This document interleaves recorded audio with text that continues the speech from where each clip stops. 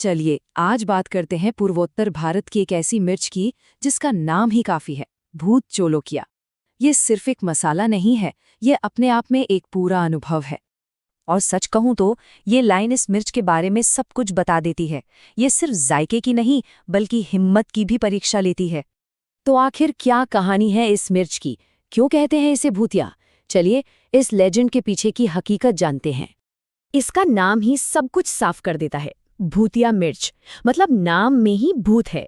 और ऐसा इसलिए है क्योंकि इसका तीखापन एकदम से नहीं आता, बल्कि धीरे धीरे चढ़ता है और फिर एक भूत की तरह लंबे समय तक बना रहता है। और ये कोई सुनी सुनाई बात नहीं है। इस मिर्च ने बाकायदा पूरी दुनिया में अपना लोहा मनवाया और कई सालों तक दुनिया की सबसे तीखी मिर्च होने का ताज इसके सर पे था। पर सवाल ये है कि आखिर इसमें इतना जबरदस्त तीखापन आता कहाँ से है? इसके पीछे की साइंस क्या है? अच्छा, किसी भी मिर्च का तीखापन नापा जाता है स्कोविल हीट यूनिट्स में, यानी SHU में। और भूत जोलोकिया का स्कोर ये 10 लाख के पार चला जाता है। अब अंदाजा लगाने के लिए यूं समझिए कि ये एक आम जलेपिनो मिर्च से लगभग 400 गुना ज्यादा तीखी हो सकती है। जरा सोचिए कि ये कितनी तेज होगी। और इसका तीखापन महसूस होने का तरीका भी बड़ा अजीब है। पहले तो एक हल्की फ्रूटी सी खुशबू आएगी, फिर कुछ देर के लिए करीब 30-45 सेकंड तक सब शांत, और उसके बाद तीखेपन का एक ऐसा तूफान उठता है जो बढ़ता ही जाता है और मिनटों तक बना रहता है।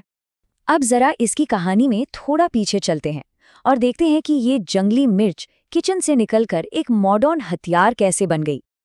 ये मिर्च असल में असम, नागालैंड और मणिपुर की घाटियों से निकली है, कुदरत का एक तोहफा।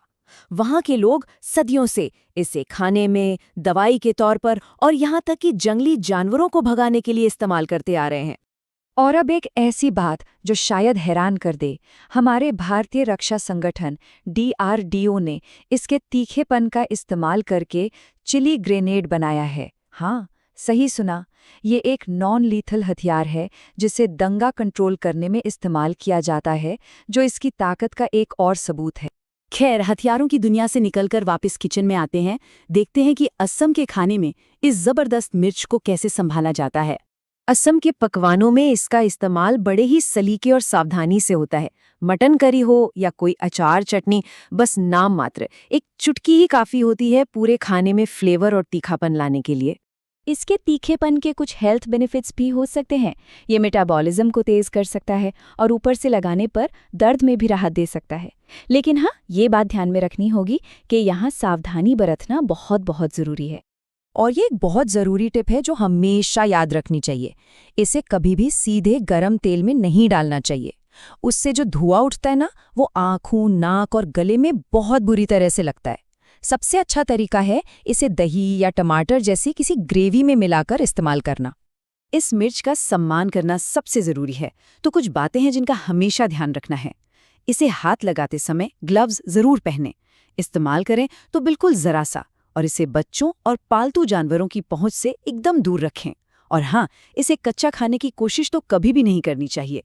तो कुल मिलाकर भूत जोलोकिया सिर्फ एक मिर्च नहीं है, ये अपने घर असम की पहचान का एक प्रतीक है, जिसके 2 पहलू हैं। ये मिर्च, ये असम की उस जंगली बेबाक रूह की तरह है जिसे नज़रअंदाज नहीं किया जा सकता, जिसका सम्मान करना ही पड़ता है।